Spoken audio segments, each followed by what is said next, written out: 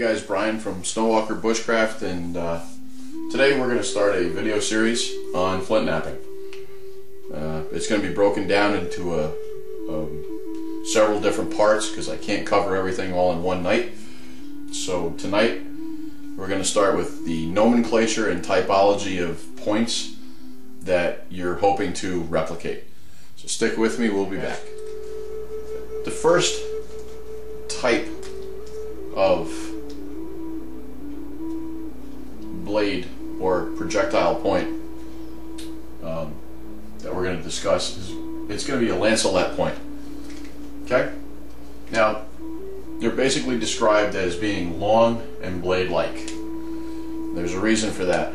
A lot of these were not just projectile points for atlatls and hand spears. Okay? They were used as knives. Okay? In fact, most of the points that you find outside of the very small bird points, or your Lavanas, your Madisons, the smaller pine tree type that are available in the Midwest, okay, were all atlatl points or knives. They were used as scrapers once they would break. They've usually been resharpened time and time again until they can't use them anymore. Then they would definitely become scrapers. So let's go into this.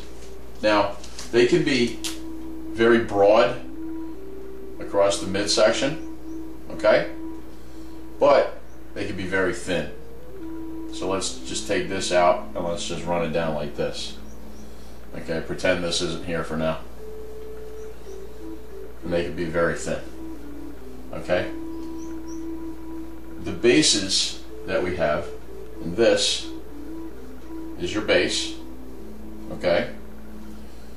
They may have a convex base, so it may go like this. It may just be rounded off, okay? We have the convex base, which is what this is, okay?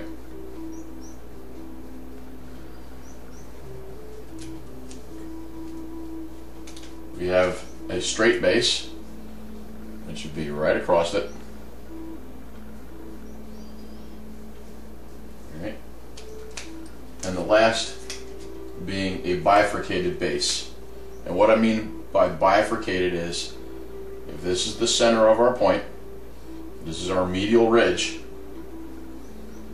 okay, usually it's bifurcated. So you see an indentation. Just like this. Almost of the appearance of two bases. That's what bifurcated is. Now, a couple of examples of a lanceolate type blade, obviously, is the Clovis. My favorite point.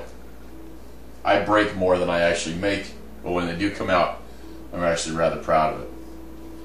Agate basins,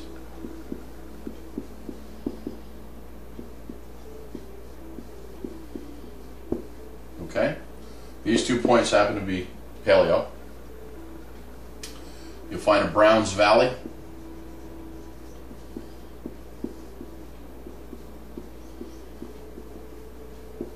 which is towards the Midwest.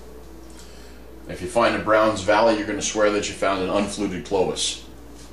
It's not. It's a lanceolate and takes up a great appearance of it. That's not a Clovis. They didn't use that technology to make that point.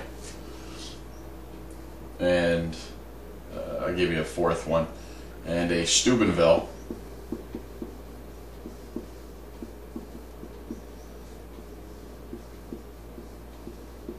Lanceolate.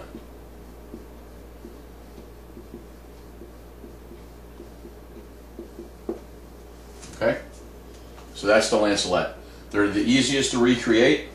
There's not a lot of notching. There is no notching. Okay, if it's notched, it's not a lanceolate. Okay, and you can practice on those. Let me clean this up and we'll go into the second point style. So the second projectile point type, okay, is going to be the triangle. or the triangular. It is what it is. It is a triangle, okay? No matter how you look at it, it is a triangle. In the case of the Levana, they're usually wide. And most of them have a concave base.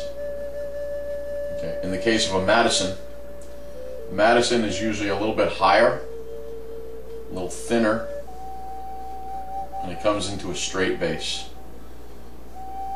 Okay, this is mostly, okay, it's whatever the napper really wanted to do. When you start getting into this, you're going to let the rock talk to you, and the rock is only going to work so many ways. Okay, it's like a boyer when he's making a bow. The wood talks to him. He knows what he can get away with, what he can't get away with. You're going to push the envelope sometimes when you're making points. I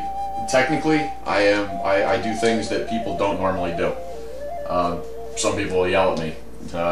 One instructor that I had, Craig Ratzett, used to always tell me, I'd set up a platform and I'd look at it and he'd look at me and I'd say, what do you think? And he says, you're not going to like it.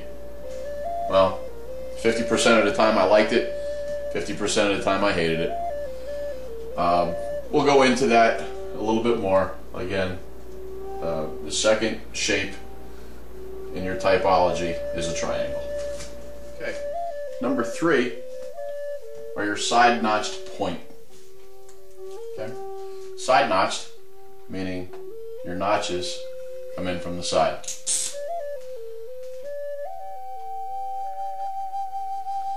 Okay. There's a lot of different points and a lot of different notchings. We're being concerned with the side notch here. They can be long, they can be short, they can be fat, they can be thin. It all depends on the different points. Your bases, again, down here, they can be convex. Alright? They can be concaved. They can go straight across, or they can be bifurcated. Right? Your notches, 2 types of notches on a side notch. They can be very deep, okay, or they can be shallow.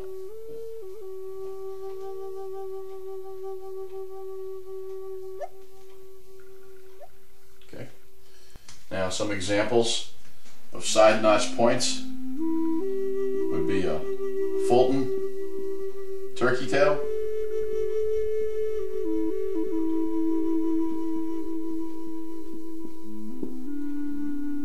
an Otter Creek,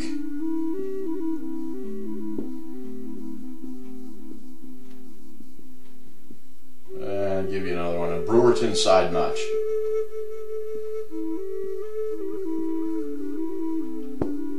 Okay, all 3 of those are East Coast, Eastern Woodlands.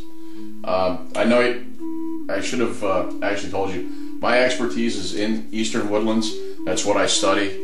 My archaeological group that I belong to, that's primarily our focus, is Eastern Woodlands. Not to say that I haven't made points from the Midwest or the West Coast, but this is where I concentrate. Again, at the end of this, I'll explain why I'm going over typologies. No matter the type of point that you have, whether it be East Coast, West Coast, Midwest, Great Basin, Upper Midwest, they're all going to fall into these categories.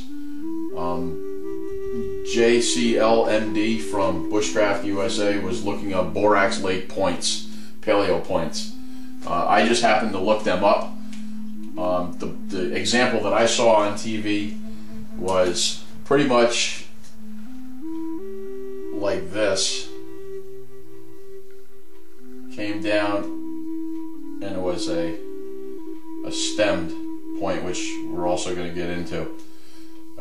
Maybe it's a little higher, a wider base. Well, that's maybe what it's called maybe out west, but on the East Coast, That's a Genesee point, and it wasn't a Paleo point. So again, all these different technologies can all be applied to every area. Okay, sorry I didn't say that in the beginning. So let's move along.